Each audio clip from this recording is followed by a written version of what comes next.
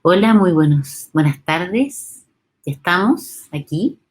Están incorporando aquí nuestros profesores e invitados y invitadas, así que eh, vamos a esperar a ver si se integran ahora en la pantalla. Ahí está, ahí se están sumando. Hola, hola. Hola. Hola. Muy buenas tardes.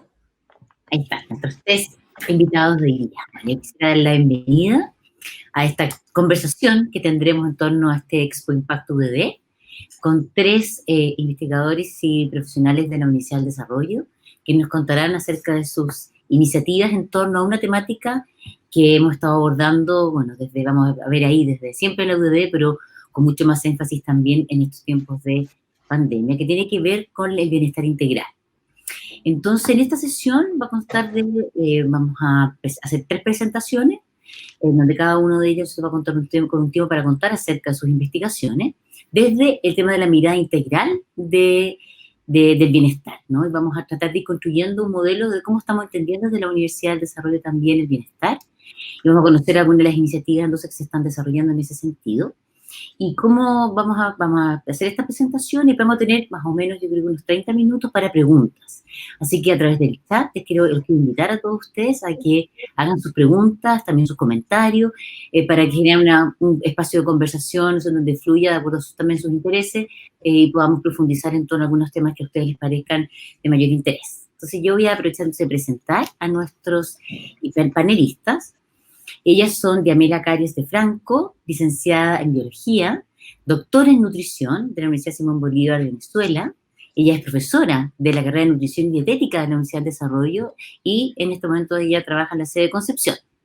Es profesora también invitada a la maestría en Nutrición Humana en la Universidad de Concepción y, bueno, ella es investigadora en temas de nutrición y por eso mismo, no sé, estos días ella nos va a presentar su investigación, ¿no es cierto? Que está, de hecho entiendo, Diabela, tú nos vas a poder contar más detalles, que está como saliendo recién, ¿no es cierto?, En proceso. a relucir, son los datos preliminares, ¿no?, de una investigación que se está llevando a cabo hoy día en relación a los hábitos nutricionales. Así que dejamos entonces a Diamela, quien nos va a exponer los resultados de esta investigación, y después entonces presentaremos al resto de nuestros panelistas. Muchas gracias, Diamela, bienvenida. Gracias a ti. Voy a compartir entonces ¿No te la pantalla. escuchamos? A ver, yo no te escucho. ¿No me escuchas? Sí, yo no escucho. ¿No? Sí, se escucha. Ana y Jaime. A lo mejor puede ser por los audífonos. Ah, yo no escucho. Ups. Yo escucho. A ver, algún problema entonces aquí en el mío. A ver. ¿Ahora? ¿Me escuchas? ¿No? Pero Jaime y Ana me escuchan. Ahí, ahora sí. Ahora sí. Sí, sí. Ok, entonces voy a compartir la pantalla, ¿ok? Ya, muchas gracias.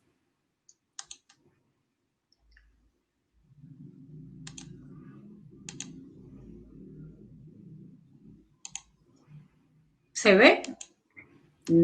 Ahí se está empezando a ver. Ok, bueno, muchas gracias. Para mí es un gusto poder compartir en estos minutos este trabajo realizado por un grupo de estudiantes de la carrera de nutrición de la UDD, de la sede Concepción. Ellas son Nicole Saba, Sofía Saldías y Dominique Bellón. Realizaron este trabajo bajo la asesoría de las profesoras Victoria Laví, Constanza Neira y quien les habla. El título del trabajo es Hábitos alimentarios asociados a la emergencia sanitaria COVID-19 en adultos chilenos. A modo de introducción, podemos decir que la pandemia asociada al COVID-19 ha obligado a diferentes países a implementar regímenes sanitarios estrictos y medidas de distanciamiento social, incluido el confinamiento, lo que ha forzado a millones de personas a permanecer en sus casas. Y esto indudablemente puede tener un impacto en los estilos de vida de las personas, especialmente en su actividad física y particularmente en los hábitos alimentarios. Esto se debe a diferentes razones. Aquí puedo exponer algunas relacionadas con una disminución del ingreso familiar, con las restricciones impuestas por la disminución de la movilidad para evitar la propagación del virus, pero por otra parte también con el aumento de las tareas domésticas que pueden llegar a ser una sobrecarga, ¿verdad? Un aumento de la incertidumbre, del estrés, del miedo, etc. Por otra parte, todos sabemos que una nutrición inadecuada supone mayores riesgos para la salud. De acuerdo con la encuesta nacional más reciente de salud, el 74,2% de los chilenos, digamos, que padece de malnutrición por exceso, y estamos hablando de sobrepeso y obesidad, y un porcentaje aún mayor es sedentario. La malnutrición por exceso, entonces, podemos decir que es un problema de salud pública aún más grave en tiempos de pandemia, todas veces que puede llevar a un mayor riesgo, pues, de complicaciones y de muerte. En este sentido, el objetivo de este estudio fue determinar los hábitos alimentarios asociados a la emergencia sanitaria COVID-19 en adultos chilenos en el año 2020. La muestra estuvo constituida por adultos chilenos entre 18 a 64 años, residentes de diversas regiones de Chile. Se excluyeron a las mujeres embarazadas y nodrizas, y los participantes fueron reclutados a través de diversas redes sociales entre el 19 de junio y el 3 de julio de este año, lo que corresponde a las semanas 15, 16 y 17 de confinamiento en el país. La muestra total fue de 4.346 individuos. La encuesta online cubrió una cantidad de datos sociodemográficos, características del confinamiento, hábitos de consumo alimentario, así como preferencias y modificaciones alimentarias. En relación a los resultados, lo que tiene que ver con edad, género, escolaridad, en promedio los participantes tenían una edad de 35,8 años, o sea que en su mayoría pues eran adultos jóvenes. En cuanto al género, pues en su mayoría el 75% eran mujeres, y llama la atención que respecto a la escolaridad, el 83,6% de los encuestados pues tenía estudios superiores completos o en proceso. En cuanto al lugar de residencia, el 94,3% pertenecían a zonas urbanas del país y un 65% a la región del Biobío, el 17,3% a la región metropolitana y el resto a las otras regiones. En cuanto al abastecimiento de alimentos, se encontró que el 54,4% aumentó la periodicidad de abastecimiento. Otra cosa que podemos destacar es que aproximadamente el 60% de los entrevistados pues nunca revisa los sellos o solo a veces revisa los sellos alto en a la hora de comprar. En relación al consumo de lácteos, la mayoría pues mantuvo su consumo habitual, un pequeño porcentaje aumentó su consumo, pero es importante resaltar que 63,8% de los participantes consumen menos de 3 veces al día este tipo de alimentos. Con respecto al consumo de verduras, que también podemos hablar del consumo de verduras y frutas porque tuvieron un comportamiento similar, solo muestro el consumo de verduras, el 58,6% mantuvo su consumo, o sea que la mayoría o mantuvo o aumentó su consumo de verduras y frutas. Sin embargo, un porcentaje importante, el 57,1%, consume menos de 3 porciones al día de estos alimentos. En cuanto al consumo de legumbres, también podemos ver acá que un porcentaje importante mantuvo o aumentó el consumo de legumbres. Sin embargo, hay que destacar que un 43,2% consume menos de 2 veces por semana estos alimentos. En cuanto al consumo de pescado, también en su mayoría las personas mantienen o mantuvieron su consumo de pescado. Sin embargo, el 55% de los estudiados consumen menos de 2 veces a la semana pescado. En cuanto al consumo de azúcar, frituras, sal y alcohol, podemos ver que más o menos la mitad de la población pues mantuvo su consumo de líquidos no azucarados. Sin embargo, es importante destacar que un 40% aumentó el consumo de dulces. La mayoría, un 81,1%, mantuvo su consumo de sal. Sin embargo, también es importante señalar que un 40,2% tuvo un consumo menor de lo habitual de alcohol. De una forma general, la percepción de la alimentación durante la pandemia arrojó que 37,7% de la alimentación fue igual o la percepción era que era igual de saludable que previo a la pandemia. Sin embargo, sería importante decir que más o menos un poco más del 60% aumentó levemente o considerablemente el consumo diario de alimentos durante este confinamiento. Las conclusiones principales derivadas de estos resultados preliminares fue que se encontró una tendencia en los adultos chilenos a mantener el consumo de frutas, verduras, lácteos, pescados, legumbres, frituras y sal durante la pandemia, mientras que disminuyó el consumo de alcohol. Sin embargo, un porcentaje importante de los adultos evaluados aumentó su consumo de dulces. Hubo un mayor abastecimiento de alimentos en los hogares y parte de la población evaluada aumentó su consumo diario de alimentos.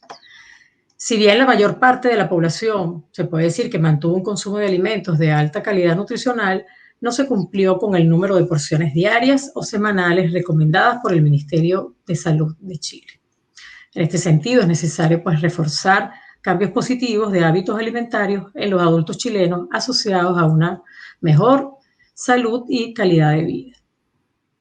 Muchísimas gracias. Muchas gracias, Diamela, muy interesante los estudios. Más adelante entonces conversaremos respecto de ello. Invito de nuevo a los participantes a poner sus preguntas en el chat, ¿no? De tal manera que después las podamos ir integrando en el espacio de conversación. Ahora voy a dejar con ustedes a Ana Pinheiro, con el estudio de comportamiento alimentario. Ana es nutricionista, académico de la Escuela de Nutrición y Dietética de la Universidad del Desarrollo. Ha sido asesora técnica en el Departamento de Nutrición del Ministerio de Salud y académico de la Facultad de Medicina de la Universidad de Chile.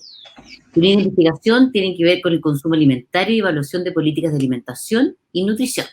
Muy bienvenida, Ana. Te dejo entonces aquí para que des tu presentación. Muchas gracias por la invitación a nuestra escuela a participar en este seminario y les voy a compartir mi pantalla.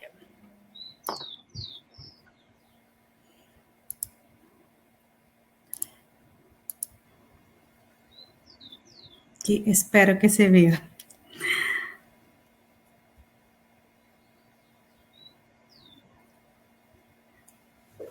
Bien, ¿se puede ver la presentación adecuadamente? No se ve, no la estamos viendo. Ahí estamos, ahí se está. Ahí está, perfecto, ya. Bueno, el tema de esta presentación es un pequeño análisis sobre los estudios de comportamiento alimentario y también voy a hablar un poquito en relación a los trabajos que estamos haciendo en la UDD, específicamente en la sede de Santiago. Cuando uno habla de análisis de consumo alimentario, es importante tener en cuenta que estamos enfrente a un problema complejo de análisis y de interpretación. Por lo tanto, evaluar los resultados resultantes de los estudios de consumo de alimentos requiere el trabajo con una serie de disciplinas.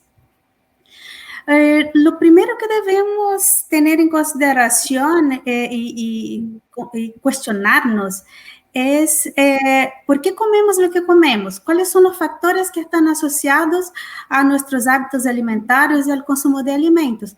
Hay una serie de razones y de motivos que pueden estar asociados a la respuesta de esta pregunta. Entre ellos están estados de salud, edad, tipo de actividad física, etc. Pero tampoco podemos dejar de considerar en esta ecuación temas tan importantes como los determinantes sociales de la salud, que están a cada momento modelando nuestros comportamientos alimentarios. ¿Y de qué hablamos cuando nos referimos a los determinantes sociales de la salud? Estamos hablando de nivel educacional, estamos hablando de nivel socioeconómico, de dónde la persona vive. Son factores que modelan nuestro consumo. Y actualmente nos hemos centrado muchísimo en poder analizar un otro ámbito, que es el ámbito de lo que llamamos de ambientes alimentarios, que también son otro grupo de factores que están modelando el consumo, como por ejemplo el marketing y la publicidad de los alimentos, la disponibilidad de los alimentos, los precios de estos alimentos, la deseabilidad, en fin. quiero resaltar que el análisis del consumo es algo complejo.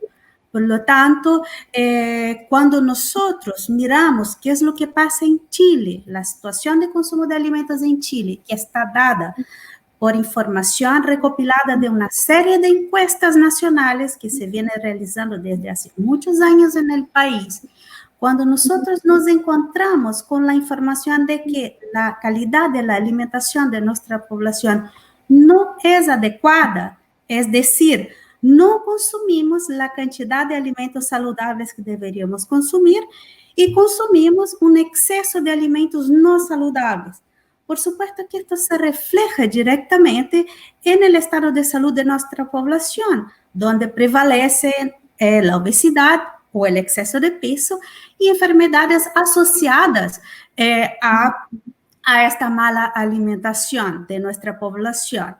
Por lo tanto, los datos de qué es lo que consumimos están, pero este análisis de por qué estamos consumiendo lo que consumimos requiere el abordaje de temas como, por ejemplo, tener claro dónde está la distribución geográfica en el país de los puntos de acceso a alimentos más saludables. Yo acá les muestro la distribución de las ferias libres en 2 regiones del país, en la región metropolitana y Aysén.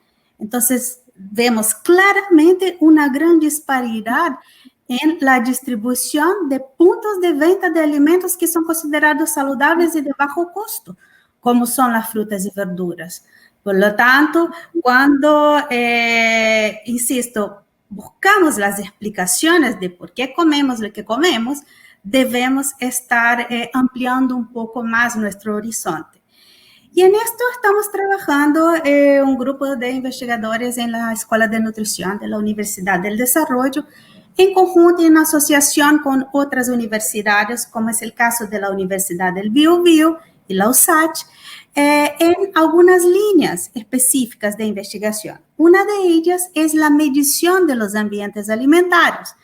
Y en esta línea estamos trabajando en paralelo en 2 proyectos que busca identificar, caracterizar los ambientes alimentarios en los entornos escolares para proponer cambios, para proponer intervenciones que puedan posibilitar que los entornos escolares sean más saludables, o sea, que tengamos una mayor oferta de alimentos más saludables. Estos 2 proyectos partieron en el año 2019 y actualmente están paralizados porque las escuelas están cerradas. Así que 2021 esperamos retomar nuestras actividades. Ya tenemos algunas publicaciones de nuestras líneas de base, pero 2021 volvemos a terreno con todo aquí, con estos 2 proyectos. También estamos en una otra línea de trabajo evaluando políticas públicas en el área de alimentación y nutrición, específicamente evaluando la ley de alimentos o la ley de etiquetado, que implementa los sellos negros en los alimentos envasados. ¿Y qué estamos encontrando con nuestros resultados? Que las empresas han disminuido la cantidad de nutrientes críticos en los alimentos envasados, comparando datos de 2013 versus 2019.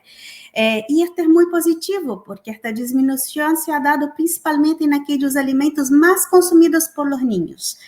También hemos encontrado que cerca de un 50% de los papás han dejado de comprar algún alimento debido a la presencia de los sellos negros o el mensaje frontal de advertencia. Es decir, la presencia de los sellos negros ha funcionado como una alerta a los consumidores, indicando la calidad de este producto. Por último, una otra línea de trabajo que estamos desarrollando tiene que ver con el tema de seguridad alimentaria en el contexto de la pandemia por COVID, también trabajando con la Universidad del Biobío y la USACH. Y nosotros hicimos una encuesta al principio de la pandemia, justo en el mes de marzo, en la cual indagamos a cerca de 2.400 personas cuáles serían, por ejemplo, cuáles serían los alimentos que no podrían faltar en sus casas durante el periodo de la pandemia. Y nos encontramos que legumbres, frutas, agua, huevos y verduras fueron caracterizados como productos que no deben faltar en sus hogares. Es decir, las personas tienen claro cuáles son los productos y los grupos de alimentos más saludables y qué es lo que deben consumir. Pero, sin embargo, cerca de un 60% de estas personas que contestaron esta encuesta se preocupan por no tener dinero suficiente para adquirir estos productos. Es decir, no es que no sepan qué es lo que hay que consumir. Aquí hay un problema de inequidad bastante grande en relación al consumo de alimentos. Y nos encontramos también que el 70% de estas familias señalaba que mira los sellos de advertencia alto en antes de consumir los alimentos, lo que también es muy positivo. ¿Qué buscamos con nuestros estudios en la UDD? Lo que buscamos es generar evidencia que apoye la revisión o formulación de políticas públicas en el área de alimentación y nutrición, mirando el bienestar de nuestra población. Y acá hay un tema que no podría dejar pasar desapercibido, es que estamos en una ventana de oportunidades tremenda, porque estamos justamente en el periodo de revisión en que vamos a revisar o reformular la Carta Magna de Chile, la Constitución de Chile. Y cuando uno hace una pequeña búsqueda en el documento con la palabra alimentos o alimentación, hay solamente una coincidencia, de que las deudas originadas por obligaciones alimentarias, etcétera, etcétera. Es decir, en la Constitución de Chile, una alimentación saludable en forma adecuada y en cantidad suficiente para atender las necesidades de la población no está garantizada. Deberíamos aprovechar esta oportunidad para tratar este tema de la alimentación saludable en este proceso nacional de discusión que viene a continuación. Así que una tremenda oportunidad para nosotros. Esto es lo que quería contarles a grandes rasgos de nuestros trabajos. Les agradezco la atención y disponible para discutir y contestar las preguntas que puedan venir a continuación.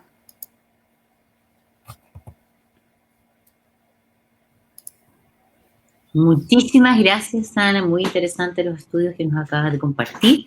Incito también a los participantes que por favor vayan a hacernos llegar sus preguntas para poder discutirlas después de la siguiente presentación. Ahora voy a presentar a nuestro tercer expositor, a Jaime Silva. Él es psicólogo, doctor en psicobiología de la Universidad Complutense de Madrid. Él es director del doctorado en Ciencias del Desarrollo y Psicopatología y director de investigación de la Facultad de Psicología. Y su programa de investigación principal se ha relacionado con la conducta alimentaria y su concomitante psicobiológico. También ha trabajado el tema de sensibilidad al estrés y autorregulación y la mente interpersonal. Bueno, Jaime va a exponer una integración de distintos proyectos que se han desarrollado a propósito de las habilidades socioemocionales en el contexto tanto actual como también a lo largo, ¿no es cierto?, de una trayectoria larga de desarrollo e investigación. Pero vamos a poner foco, ¿no es cierto?, en acciones y en investigaciones que también se han realizado en este contexto. Así que muchas gracias, Jaime. Aquí entonces dejo a ti la presentación. Muchas gracias, Teresita. Gracias también a la gente que organizó Expo Impacto por la invitación. Voy a proyectar. ¿Se ve ahí? ¿Me confirman? Creo que se confirma, sí. Súper bien. Bueno, estamos todos atravesando, ¿no es cierto?, por este momento especial, ¿no es cierto?, de la historia de la humanidad, sin temor a equivocarse, ¿verdad?, para decir esa frase que suena como tan grande, pero en verdad es así, que en nuestro contexto también nacional derivó, ¿verdad?, también de una situación específica, especial, que fue llamada en algunos sectores, ¿no es cierto?, como el estallido social y que dio origen no solamente a una discusión política, sino que una discusión social muy amplia respecto de nuevas necesidades, nuevos paradigmas, nuevas formas de entender, ¿no es cierto?, las relaciones humanas en nuestro país. Y claro, eso junto a lo que hemos estado hablando ya en las otras presentaciones, esto junto al contexto COVID, ¿verdad?, ha generado también un marco importante de replanteamientos, ¿ya? Y nosotros, bueno, en la Universidad del Desarrollo, en la Facultad de Psicología, en verdad, como decía Teresita, nosotros no hemos estado ajenos a esta realidad, todo lo contrario, producto de una trayectoria larga en la facultad respecto del análisis, ¿no es cierto?, en específico de lo que les mencioné antes, que son las relaciones humanas. Nosotros hemos estado realizando muchas iniciativas y también intentando tener, ojalá, ¿verdad?, un buen diagnóstico de lo que sucede, un buen diagnóstico de lo que la gente está viviendo, de lo que nuestro país también a su vez necesita. Y en ese sentido yo creo que no tengo miedo, ¿verdad?, a plantearlo de esta forma, sin temor a equivocarse. Entonces, nosotros podemos decir desde la Facultad de Psicología que en nuestro país y probablemente en el mundo hay una revalorización de los vínculos, de las relaciones humanas, ¿ya? Y eso, insisto, no es producto, obviamente, de un solo evento, ¿verdad? Esto no es solo porque hubo una pandemia, tampoco es solo porque hubo un estallido social. Esto probablemente es producto de una serie de cambios socioculturales que han venido ocurriendo en nuestro país y en el mundo, que han derivado en, ¿no es cierto?, la generación de cierto tipo de acuerdos, compromisos, formas de relacionarse en la sociedad en su conjunto, que claro, van decantando en distintos aspectos, ¿no es cierto?, como vimos en las presentaciones anteriores. Por ejemplo, han existido cambios epidemiológicos muy claros, ¿ya? Y en ese sentido, uno de ellos, y muy importante, es la aparición, ¿verdad?, de los desórdenes asociados al exceso de consumo de alimentos, ¿verdad?, y ahí el sobrepeso y la obesidad, pero también la diabetes y otras condiciones cardiovasculares, se han hecho tremendamente prevalentes, y eso efectivamente nos pone en una posición de análisis, ¿verdad?, que insisto que va mucho más allá de esta situación, pandemia o crisis social, ¿no es cierto?, asociada al estallido. Bueno, nuestro diagnóstico es claro, es directo también, nos indica que en Chile estamos revalorizando la vida afectiva, ¿ya? Nosotros hemos hecho en ese sentido varios estudios, pero les quería mencionar solamente uno especial que le tenemos particular cariño, porque lo hicimos a través de un método de investigación que es una metodología de panel, que son estudios que de alguna forma tienden a ser representativos de la población. Y lo interesante es que en este estudio nosotros preguntamos de modo positivo en la vivencia de los participantes, y les preguntamos, ¿qué relaciones se han fortalecido más en estos tiempos de coronavirus? Y fíjense que el 68% en promedio dice que lo que más se ha fortalecido son las relaciones familiares. Y eso a la luz, en el fondo, de la trayectoria que nuestro país ha ido desarrollando. Es muy interesante porque la familia ha sido un aspecto que probablemente en las sociedades individualistas como la nuestra ha perdido relevancia, ha perdido importancia, ha perdido finalmente impacto, ¿no es cierto?, en cómo las personas conducen y experimentan su vida. Y quizás estos momentos, ¿no es cierto?, que nos han permitido reorganizar nuestra forma de mirar las relaciones, han tenido un particular efecto en cómo miramos las relaciones familiares, ¿ya? Quizás el hecho, podríamos analizar las razones, deben ser muchas, pero el hecho de tener que estar juntos por tanto tiempo, ¿verdad?, genera una condición especial, una condición donde hay que volver a mirarse, volver a encontrarse de otra manera quizá, y creo que eso a la larga está resultando positivo para nosotros. Bueno, en la Facultad de Psicología, bueno, este estudio que aparece ahí lo logramos publicar en el Mercurio un día domingo. La verdad es que estuvimos muy contentos, no por el hecho de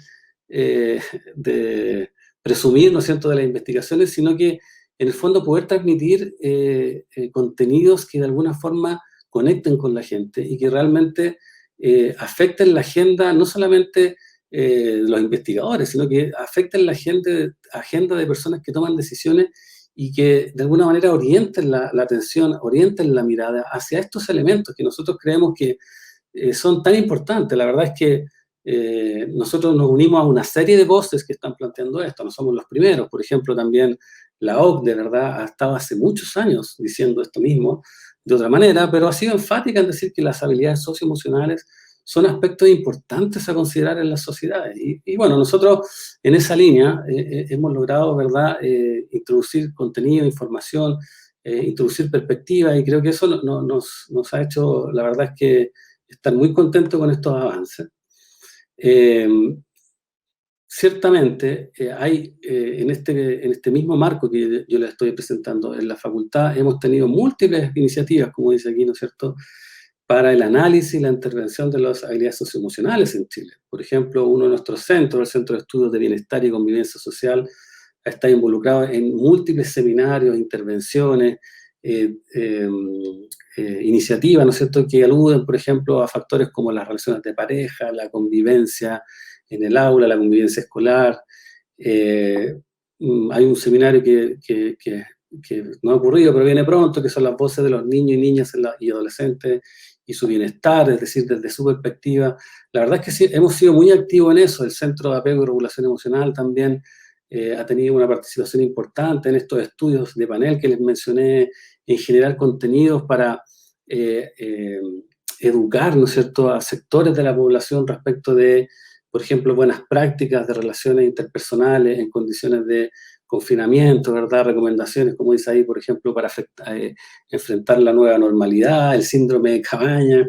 Hay una cantidad, ¿verdad? Podríamos estar toda la tarde hablando de eso. Y también nos hemos preocupado de la formación.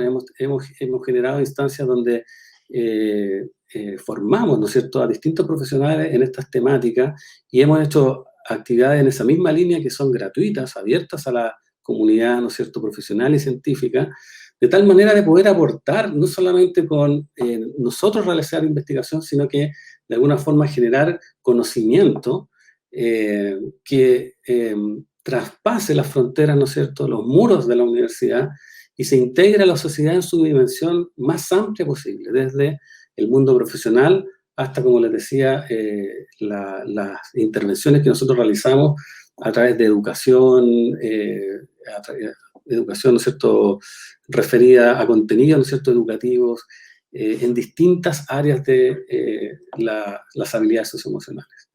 Estamos actualmente realizando mucha investigación, ya tenemos investigación desde nuestro doctorado, investigación desde los centros mismos de investigación, que aluden a todos estos temas. Por ejemplo, cómo nos estamos relacionando hoy día con los dispositivos, ¿no es cierto?, y las redes sociales, ¿ya? Eso es un tema central, ¿verdad?, en cómo los niños, por ejemplo, niños y niñas han tenido que cambiar su relación con el mundo interpersonal y han tenido que tener una mediación a través de estos dispositivos que, por ejemplo, en niños que están en etapa escolar, es un cambio completamente de paradigma para ellos, y que ha tenido que, de alguna forma, un efecto donde hemos tenido que empezar a reevaluar, ¿no es cierto?, cómo llevar adelante una educación que sea efectiva y eficiente, por un lado, pero que también sea sensible, ¿verdad?, a estas condiciones que afectan la vida emocional, no solamente de los niños, sino también de los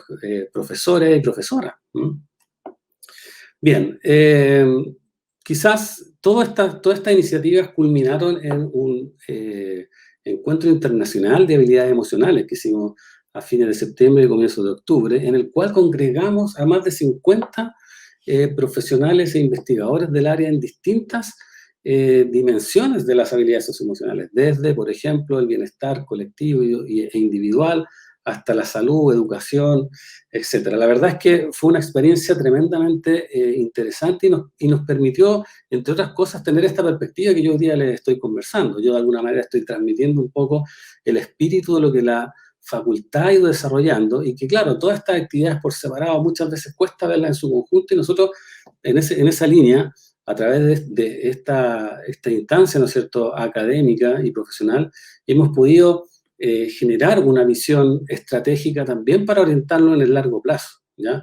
Por eso, cuando nosotros miramos el futuro, a través de lo que nosotros estamos realizando, nos hacemos la pregunta: ¿son las habilidades socioemocionales útiles, ¿verdad?, para generar una nueva agenda país? Y yo creo que cada vez estoy más seguro, ¿verdad? Y la verdad es que, considerando todos los elementos, y sobre todo este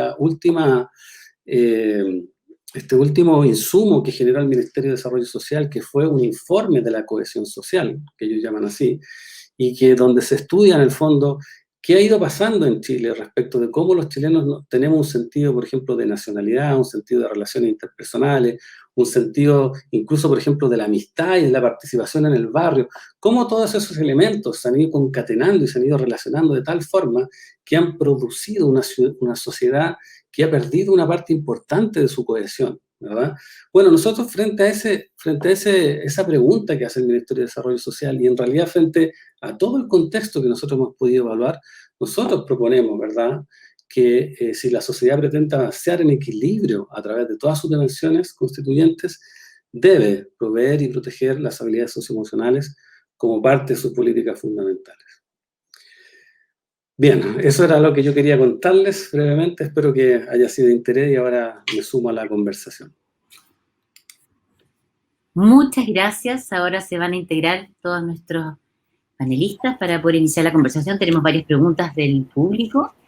Bueno, yo agradecer, la verdad, las presentaciones, que es un ejemplo, ¿no es cierto?, de algunas de las iniciativas que se están llevando a cabo desde esta mirada del bienestar integral y que, bueno, primero nos enfrentan a una mirada, ¿no es cierto?, donde esta falsa dicotomía, ¿no?, entre lo físico, lo emocional, lo psíquico, la verdad que es un todo integrado, ¿no? De hecho para pensar en las conductas alimentarias tenemos que pensar también en las personas, en sus relaciones familiares, en sus relaciones sociales, en el contexto. Entonces, parece que está cruzado, ¿no?, esto por el tema del bienestar integral y mirarnos desde estas distintas perspectivas, y también desde el lugar que ocupamos como universidad, ¿no?, donde tenemos el privilegio de generar investigación científica que nos permite poder comprender, tal como dicen nuestros tres investigadores, qué es lo que está ocurriendo, y desde ahí, ¿no es cierto?, poder tener una tribuna para poder influir en las políticas públicas, influir en los cambios que se están generando en un momento tan crítico y tan relevante, tanta oportunidad que también tenemos hoy como país. Entonces, agradezco porque la verdad que estas tres presentaciones nos muestran y amplían el panorama de desde aquella información que estamos generando y también, dado el carácter de la universidad y su rol en la responsabilidad pública, no solamente nosotros investigamos para comprender el fenómeno, sino que también con el fin de poder realmente aportar con iniciativas que permitan, en este caso, incrementar todo el bienestar integral. Bueno, tengo distintas preguntas. Quizás hay un tema que podría juntar lo que se ha estado presentando, que tiene que ver, por una parte, se habla de la revalorización de los vínculos afectivos, y esto nos pone como en el escenario de que pareciera que esta pandemia nos ha mostrado que muchas de las formas de nuestros hábitos de vida, ¿no?, están atentando en parte contra nuestra propia vida saludable, ¿no? Hemos ido creando una forma de convivir que no siempre nos ayuda, nos aporta a una calidad de vida, ¿no?, que permita como un desarrollo óptimo de todos sus integrantes. Esta pandemia nos ha puesto y ha revelado aquello, ¿no? Entonces, hemos visto comportamientos que tienen que ver con, que en el fondo dañan nuestra salud y nuestra posibilidad de expresión, y también, al contrario, nos hemos encontrado con nuevas prácticas que sí, ¿no es cierto?, al observarlas desde este lugar, ¿no es cierto?, dado las cuarentenas, podemos mirarles de otro lugar y revalorizarlas, ¿no?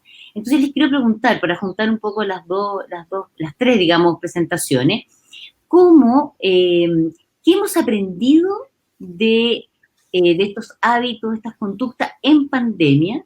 Por ejemplo, a propósito de los hábitos alimentarios, ¿no? Dado que hemos estado restringidos al hogar, ¿hay algo que hayamos aprendido en relación a ello? Como que tengamos que, ojalá, que ver cómo se puede sostener, también pensando en el largo plazo. Le pregunto ahí, no sé, Ana, si tú nos puedes contestar respecto de ello. Sí, muchas gracias por esta pregunta tan complicada, porque es muy compleja.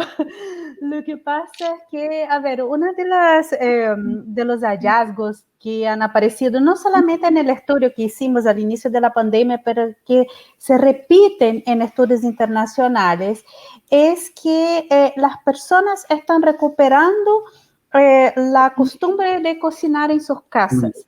Esto es tremendamente positivo, ¿no? Pero es positivo porque estamos en las casas. El tema es que cuando regresemos al trabajo, ¿cómo logramos mantener esto? Va a exigir un enorme grado de planificación, no solamente de la mujer o de la persona responsable de preparar los alimentos, pero de todos los integrantes del hogar.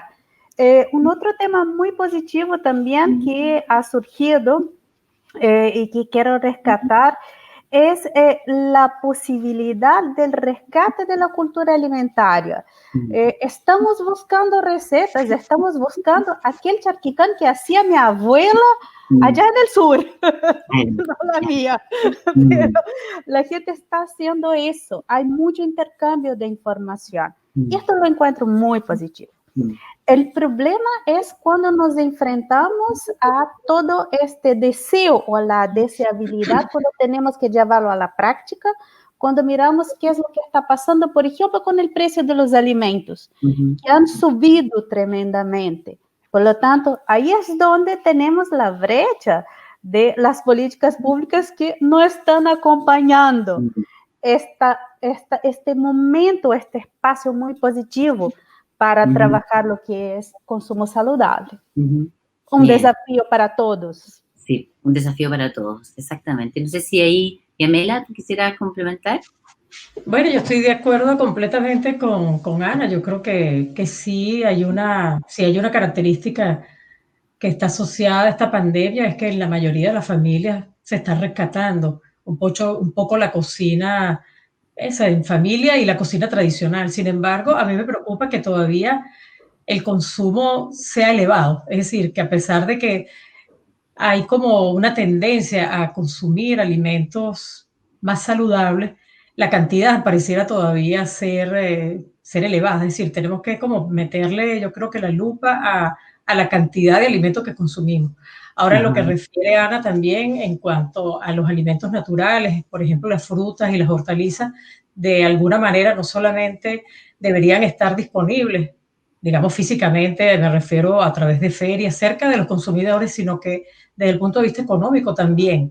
En muchos países pues han empezado a haber políticas en relación a esto, es decir, que haya como cierto subsidio, de manera que los precios de las verduras y los vegetales, por ejemplo, disminuyan, así como por el contrario se empiezan a indicar impuestos, ¿verdad?, para los alimentos procesados o muy procesados, como los refrescos, y que de alguna manera han sido exitosos. Es decir, de alguna manera lo que queremos es restringir el consumo de alimentos ultraprocesados y favorecer el consumo de alimentos naturales o mínimamente procesados.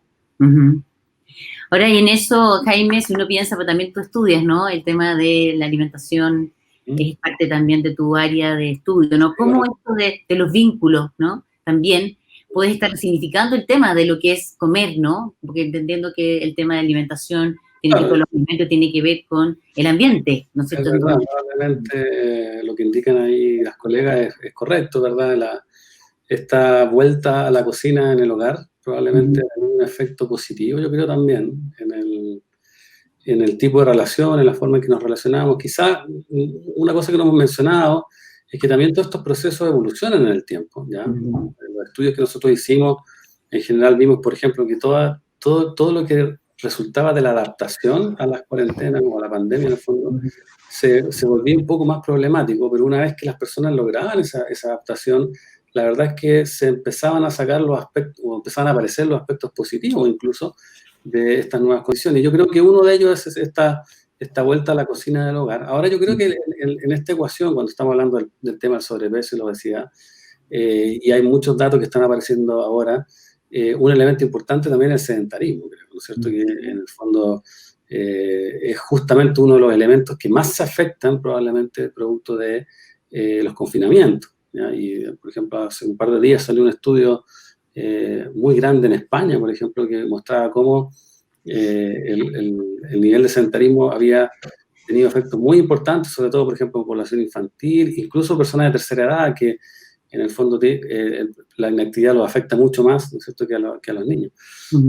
Creo que ahí en esa ecuación hay varios elementos que debieran ser tomados en cuenta, que yo creo que agregan una complejidad, pero yo sigo insistiendo, al igual que las colegas, ¿no es cierto?, que en el global también hay un efecto positivo, y yo creo que insisto, la vuelta a la alimentación en el hogar y el cocinar en el hogar probablemente ha sido uno de los elementos que han ayudado en eso.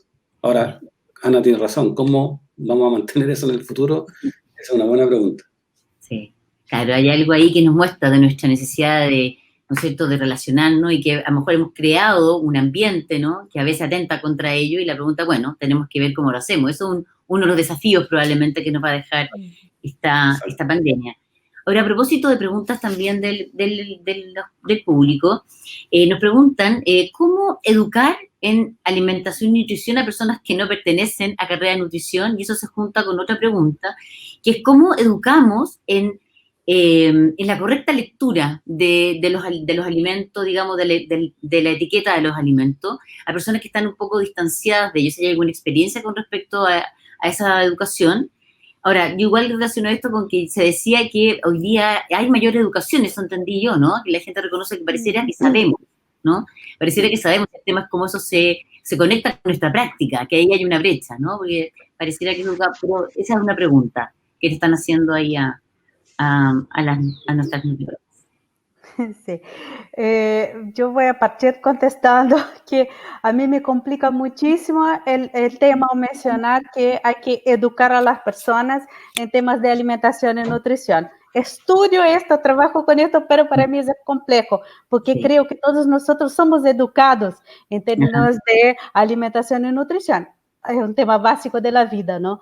En relación a los que no son de las carreras de nutrición o que no tienen conocimiento específico, hay orientaciones que son muy básicas o mensajes muy básicos, que son, prefieren los alimentos naturales, frutas, verduras, legumbres, los alimentos no procesados, no industrializados. Y cuando no es posible no utilizar solamente alimentos naturales y que yo necesito un alimento industrializado, bueno, Chile tiene algo que todo el mundo está mirando en este momento, que son los mensajes frontales de advertencia o los sellos negros en los alimentos que fueron implementados en 2016 y que están ahí para indicar a las personas más fácilmente que este alimento no debería ser consumido en grandes cantidades o de pronto no consumido. Entonces el mensaje es, prefiere alimentos industrializados sin sellos, o si tienen sellos, el que tiene la menor cantidad de sellos. Así que los mensajes son simples. Ahora, el gran tema acá es que debemos evitar el consumo de alimentos procesados, cocinar en la casa, comer las comidas que nosotros hacemos, como se hacía antes. Sí, yo estoy de acuerdo con Ana porque de hecho eso se ha demostrado en la medida que las personas cocinan más en el hogar, puedes controlar más el consumo de sal, por ejemplo, y el consumo de azúcar, que es uno de los mayores enemigos de los productos procesados o ultraprocesados. Entonces, efectivamente, cocinando en casa, pues tienes la posibilidad de manejar un poco mejor, digamos, esos nutrientes en esas cantidades que queremos evitar que sean excesivas. Repito, lo que sería la sal y el azúcar. En cuanto al etiquetado, yo no he trabajado específicamente con eso, pero pienso que es bien útil, porque más allá de reconocer los sellos, yo creo que las personas tienen que aprender a leer las etiquetas, a leer los ingredientes, porque el problema no son solo los sellos, que ya es bastante identificarlo y en eso estamos de acuerdo, que ya empezar a rechazar aquellos productos ultraprocesados que tengan varios sellos es importante, pero igual existen otros aditivos, colorantes, por decir algo, los mismos edulcorantes, que ahora yo creo que el etiquetado ha traído ese pequeño daño colateral, ¿no? Que muchos productores, para eliminar, por ejemplo, el sello del azúcar, pues incorporan cantidad de edulcorantes en sus productos, y Chile es uno de los pocos países, junto quizás con México, que tiene prácticamente opciones con edulcorantes de un montón, de muchos alimentos, y muchos alimentos que son consumidos, por ejemplo, por niños. Y estoy hablando de bebidas de todo tipo, bebidas, bebestibles en general, en sobre, jugos, yogures, el pan, cereales de desayuno. Entonces, bueno, todavía no sabemos, no se sabe el efecto del consumo crónico de edulcorantes, pero estamos frente a esos productos un poco también de toda esta ley de etiquetado que, insisto, pues puede traer muchos beneficios, pero igual hay que verlo por diferentes lados. Pero en todo caso, yo creo que sí vale la pena enseñar a las personas a leer el etiquetado nutricional, no solamente identificar los sellos, que como dice Ana, es muy fácil, sino ir un poco más allá, sobre todo, por ejemplo, en las personas, en los adultos mayores. Yo creo que sería interesante para este tipo de personas, pues ayudarlos un poco a conocer cómo leer las etiquetas nutricionales. Muchas gracias. Hay otra pregunta para Jaime respecto al tema de las habilidades socioemocionales. Y tiene que ver con la pregunta de si son entrenables, si uno puede desarrollar las habilidades socioemocionales, ¿no es cierto? Y cómo se hace, y que pensando en el desafío que tenemos para adelante, ¿no? En lo que es nuestra recuperación y el enfrentamiento de este proceso, además, que vamos a vivir como sociedad. ¿Qué nos puede decir al respecto? Además, en el contexto, hay una tercera variable que es en el contexto, además, de que estamos vinculándonos mucho en el mundo online. Entonces, desde ahí, ¿no es cierto?, ¿cómo lo ves tú y cómo es posible, ¿no es cierto?, pretender el desarrollo de estas habilidades en este contexto? Claro, justamente yo creo que una de las gracias de abordar el tema de las habilidades socioemocionales es justamente lo que elude esa pregunta, que está muy buena, en el fondo, que estas habilidades son entrenables, ¿ya?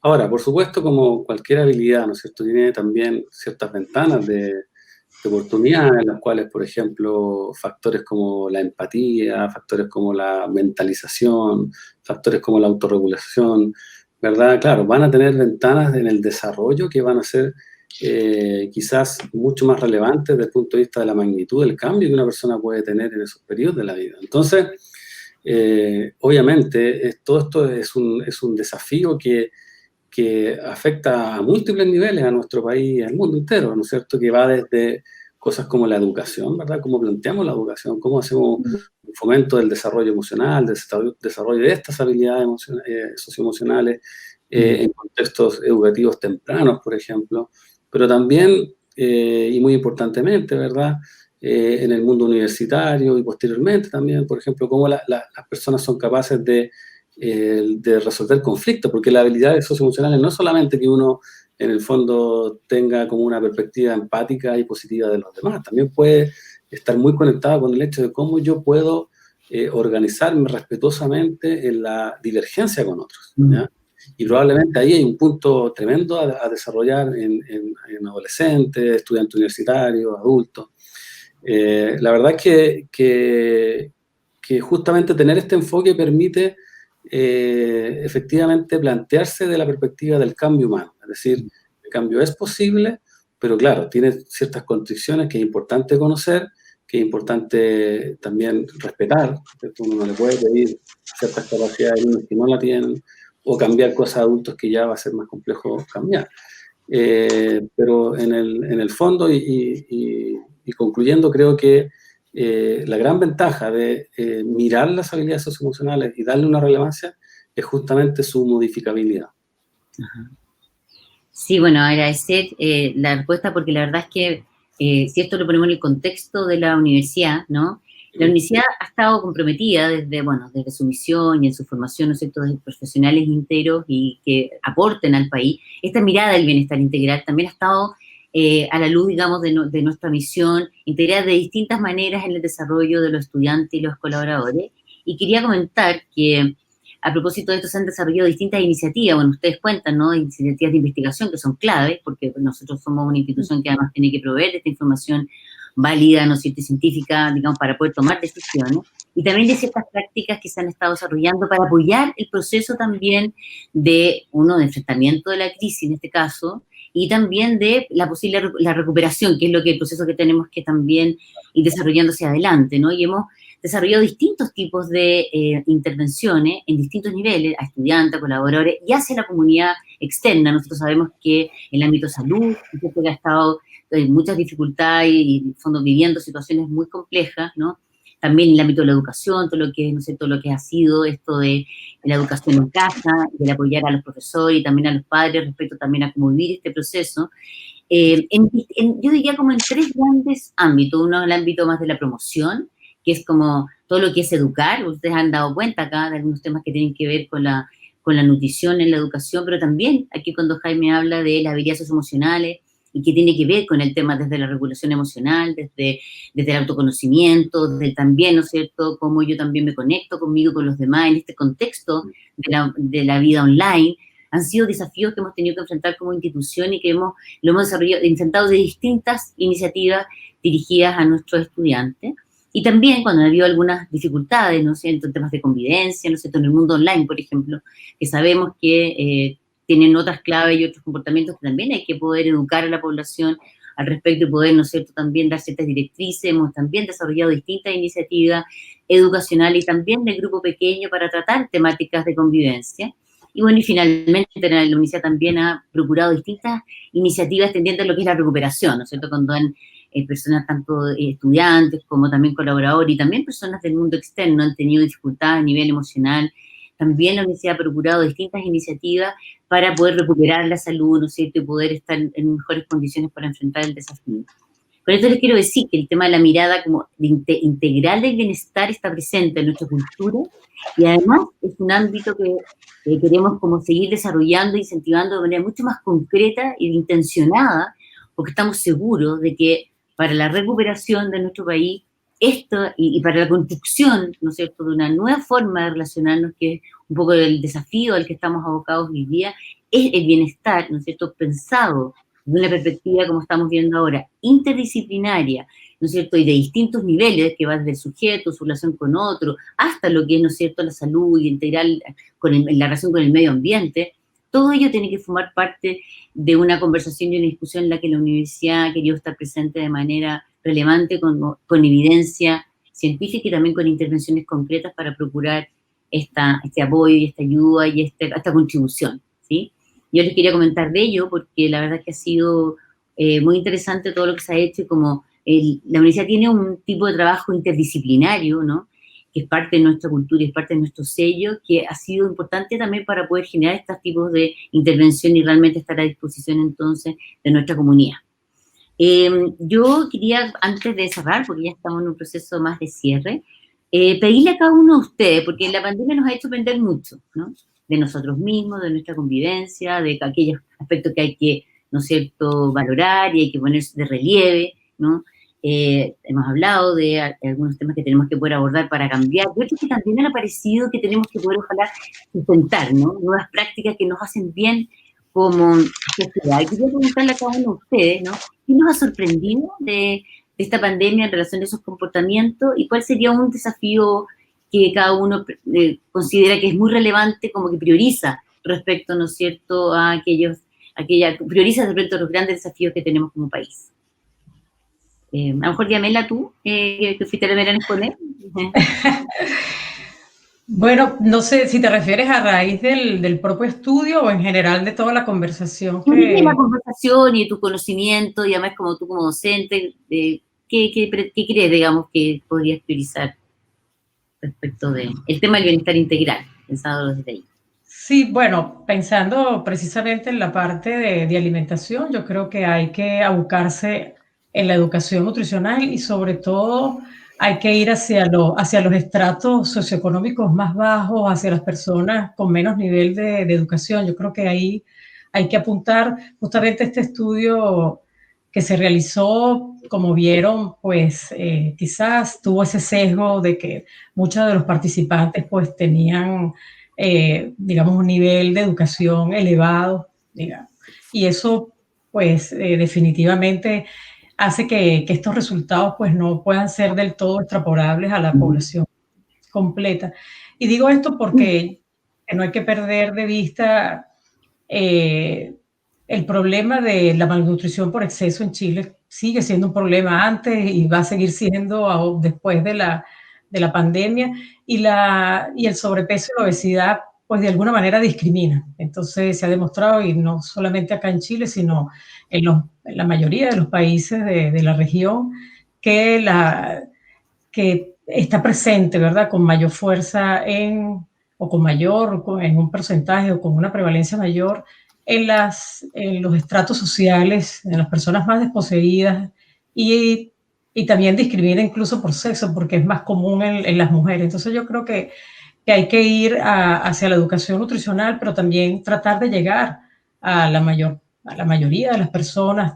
Un poco lo que hablamos también de tratar de ofrecer todos estos alimentos naturales que forman parte de una alimentación saludable, que estén disponibles a todas las personas, no solamente que estén presentes los alimentos, sino que desde el punto de vista económico sean asequibles. Yo creo que eso es algo importante. Muchas gracias. Ana, ¿tú? Gracias. Bueno, reforzando un poco lo que comenta Yamela, por lo menos en temas de alimentación y nutrición, creo que es muy importante que logremos avanzar en romper lo que son las inequidades respecto al acceso hacia los alimentos más saludables. Tal como siempre hablamos de las inequidades en salud, las inequidades respecto al acceso a la alimentación tiene que sonar un poquito más fuerte. Yamela lo mencionó, las poblaciones de menos recursos son aquellas que tienen la mayor carga de enfermedades, pero son aquellas también que no tienen acceso a los alimentos más saludables. Y quiero solo dejar un mensaje que también lo repito muchísimo hasta que se cambie. Chile es un gran productor de alimentos saludables, productor y exportador. Entonces, yo siempre digo, quiero tener acceso a estos alimentos que producimos y exportamos. Acceso económico y físico. Es el gran desafío que tenemos como país. Muchas gracias, muchas gracias. De acuerdo, sí. ¿Algo? Bueno, a mí, la verdad es que, claro, este año ha sido un año difícil de clasificar, la verdad. Pero como investigador, quizá a mí lo que más me llamó la atención definitivamente fue ver cómo contraintuitivamente las personas empezaron a tener más bienestar durante las cuarentenas. Es decir, cómo los periodos de adaptación fueron los más complejos que los periodos en el cual ya las personas entraron en una nueva dinámica. Yo creo que eso a mí me habla de elementos que muchas veces perdemos de vista, que es uno de ellos es la capacidad adaptativa que tenemos, que el ser humano tiene, que es realmente sorprendente. Eso te diría como una de las cosas que a mí como investigador me golpeó verdaderamente. Y bueno, pensando en el futuro, claro, yo creo que no quiero pegar de simplista porque probablemente hay muchísimas dimensiones, pero quizá una que a mí me resulta interesante en el fondo es cómo las sociedades van a adaptarse, ¿verdad?, a esta nueva forma de comunicación a distancia. Cómo eso se va a incluir de una manera como una forma permanente, ¿no es cierto?, de mantener relaciones humanas de todo tipo. Y yo creo que eso va a traer un reordenamiento en muchos niveles, que va desde la educación, ¿verdad?, pero también va en cosas tan distantes como, por ejemplo, el urbanismo, ¿verdad?, cómo se van a distribuir las ciudades, ¿verdad?, cuando en realidad ya no haya necesidad de tener centros, ¿no es cierto?, aglomerados de oficinas, por ejemplo, sino que en realidad la fuerza de trabajo probablemente se va a poder distribuir en el territorio de manera mucho más amplia. Y bueno, y todo lo que conlleva el lado positivo de poder establecer relaciones rápidas, directas, ¿verdad?, momento a momento, con personas en cualquier parte del mundo. Yo creo que esto probablemente va a generar un antes y un después claramente en la sociedad. Yo creo que es un punto hay que mirar cómo viene en el fondo. Uy, interesante, grandes desafíos. Yo les agradezco mucho su participación. La verdad es que, bueno, aquí podríamos pasarnos bastante rato más investigando, profundizando respecto a estos temas que nos están convocando. Decirle que esto es una pequeña muestra, ¿no? Lo que tuvimos ahora en una conversación que pretende dar cuenta de una de las áreas, ¿no?, que estamos trabajando en temas de bienestar, pero probablemente los desafíos son vastos. Y quizás un elemento clave que cruza, digamos, los desafíos tiene que ver con esta mirada del sujeto, primero, ¿no es cierto?, que es capaz de adaptarse, como decían, a un nuevo contexto. O sea, tenemos esa capacidad, ¿no? Pero pareciera que también, por otro lado, se requiere que, ¿no es cierto?, aquellos que tienen menos acceso, ¿no es cierto?, también puedan participar más activamente, ¿no es cierto?, y ser actores relevantes también en este nuevo diseño. Están como las condiciones, tenemos mucha información, tenemos distintos mecanismos para poder educar, estamos en ese sentido en muy buenas condiciones como para poder llegar, ¿no es cierto?, a todos, digamos, incorporando a aquellas personas que han tenido menor acceso, pero para eso requeremos de cierta intención, de cierta voluntad, de un trabajo más de la mano y de una mirada que también entiendo que tenemos que poder integrar, que es esa mirada también más sistémica, ¿no? Desde el sujeto, pero también del sujeto y sus vínculos no solamente entre los sujetos, también con su contexto y también con el medio ambiente, ¿no? Es una mirada que tenemos que ver cómo se va incorporando en, por supuesto, nuestros estudiantes, que son nuestro foco principal, ¿no es cierto? Porque ellos son los que van a ¿no es cierto?, llevar todo este mensaje hacia el mundo y en su trabajo y en el mundo donde se van a integrar. Es muy importante que ellos tengan integrada esta mirada y también en nuestras investigaciones y en todo aquello que nosotros también queremos procurar como conocimiento para nuestro país. Estamos en un muy buen pie para un desafío importante a nivel social. Tenemos las condiciones para proveer esta información y yo creo que hoy día el bienestar integral, ¿no es cierto?, entendido de la manera que lo estamos mirando hoy día, es la piedra angular, desde donde también se puede pensar en un proyecto país que integre estos elementos que los sabemos, los tenemos, pero hay que ver cómo se integran, y eso es un gran desafío porque es muy complejo, ¿no? Pero bueno, eso nos llena de entusiasmo. Estamos en una universidad, así que en ese sentido es un terreno privilegiado, y una universidad además que está vinculada profundamente con el país, y queremos desde ahí, ¿no es cierto?, ser un aporte. Así que yo agradezco, la verdad que ha sido una conversación muy interesante. Quedaron varias preguntas de nuestro público todavía ahí pendientes, pero bueno, esto es una pequeña muestra de algo que vamos a seguir trabajando, así que esto continuará. Muchas gracias. Gracias. Gracias a todos los participantes, gracias por sus preguntas, y nos estaremos viendo, digamos, pronto. Súper bien, muchas gracias. Chao. Gracias.